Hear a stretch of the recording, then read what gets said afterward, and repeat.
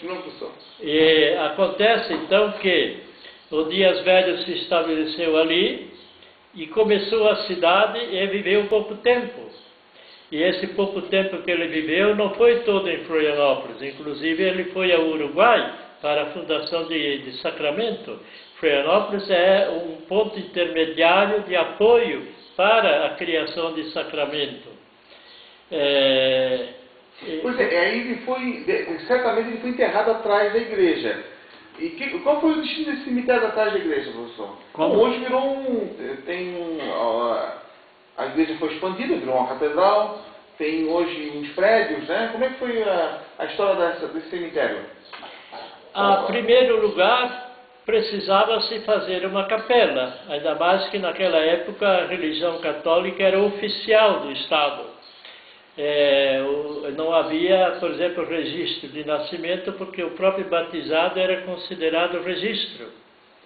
Pois bem, então o Dias Velho tem negócios ao longo de toda a costa sul brasileira, e onde um dos negócios principais foi exatamente fundar como é que se diz, essa colônia aqui, chamada depois... eu tenho problema. A colônia aqui, não, a ilha chamava-se Ilha de Desterro, né? Nossa Senhora de Desterro. O Florianópolis foi em 1894. Mas aí é outra história. É outra história. É Nossa Senhora do Desterro, o nome da ilha. Depois virou Desterro. O nome Desterro vem do nome inicial, porque se fazia uma capela, uma igreja inicial, e ela costumava dar um nome ao lugar. Como a capela era Nossa Senhora do Desterro, o lugar passou a se chamar de Desterro. Quem é Nossa Senhora do Desterro? Aliás, o nome correto seria Nossa Senhora do Desterro.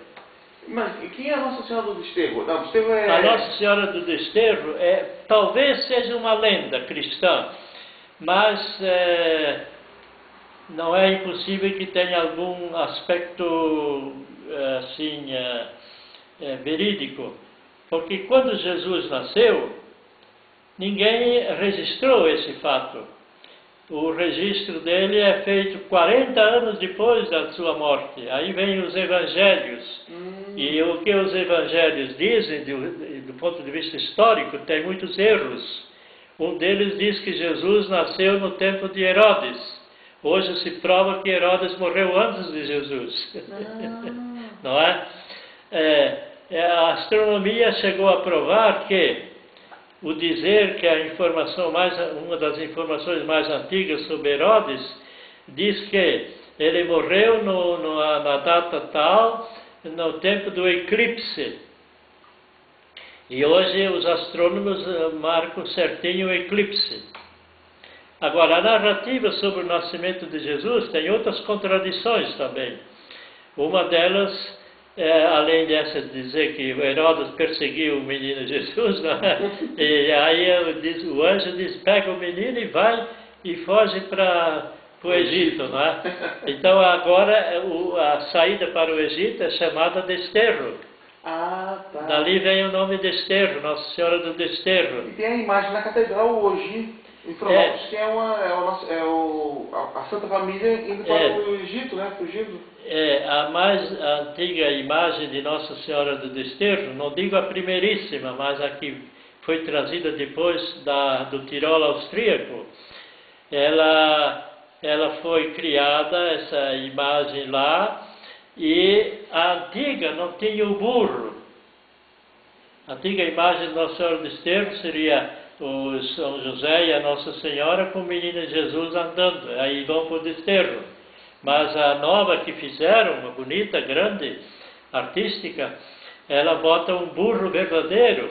E afinal, eles foram de burro? Aliás, ou melhor, talvez essa informação está errada, né? O Herodes não era vivo quando Jesus teria sido... E não havia historiador, não tem documento nenhum da época, não é? Nada. São imaginações. Então ele tinha que fugir. Aí disse que o anjo veio avisar para ele fugir, não é? O sonho. Então ele vai para o Egito. Mas a questão das imagens é curiosa. Eu quero chegar ao fim desse ponto. a primeira imagem de Nossa Senhora do Desterro sai o São José e o Menino Jesus andando. A nova, que foi mandada fazer na época de Monsenhor Top, ela apresenta um burro, Nossa Senhora montada num burro e São José puxando. Então colocaram essa imagem no altar maior, lá em cima. Verdade. Bem grande, bem bonita. Acontece que os protestantes se valeram dessa posição do burro para dizer assim. Eu sou testemunha desse fato, porque eu, quando era menino, eu ia contar essas coisas.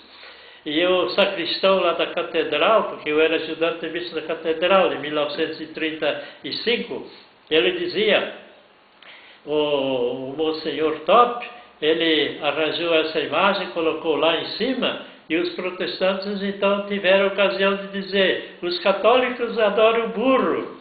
E aí o bispo tirou a imagem do altar e colocou no lado da catedral, né? Dentro da catedral, no lado.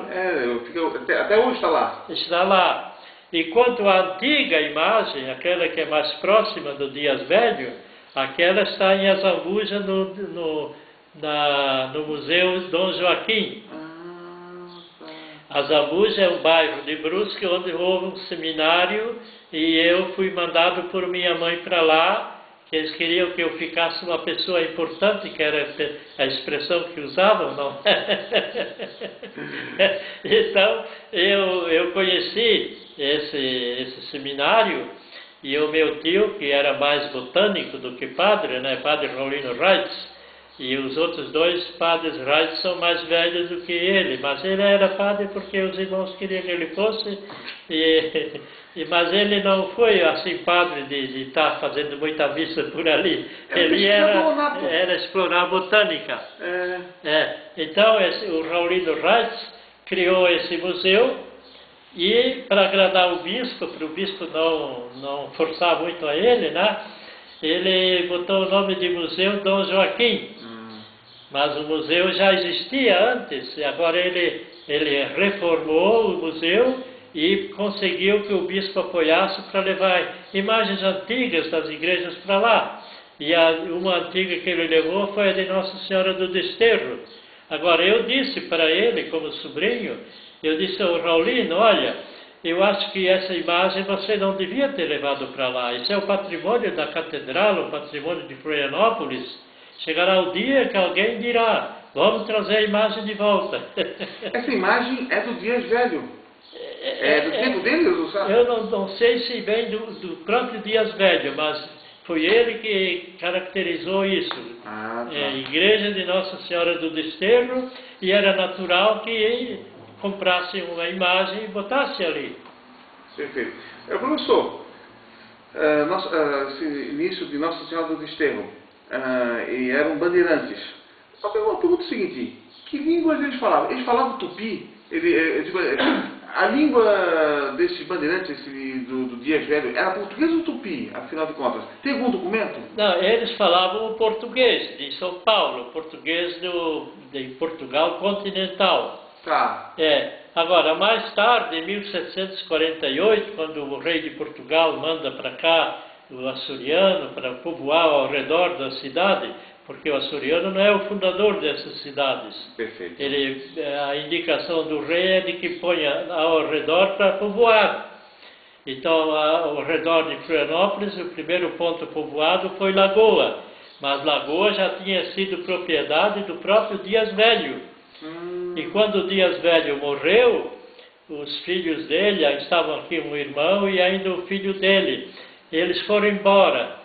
Nos primeiros anos após a morte de Dias Velho, a família Dias Velho se retirou completamente, principalmente para a Laguna. Tá. E o progresso, ele voltou aos poucos aqui com os povoadores que o próprio Dias Velho havia mandado aqui. Então, a Lagoa e a propriedade da cidade e do continente era de Dias Velho. Isso é marcado, inclusive, no seu inventário.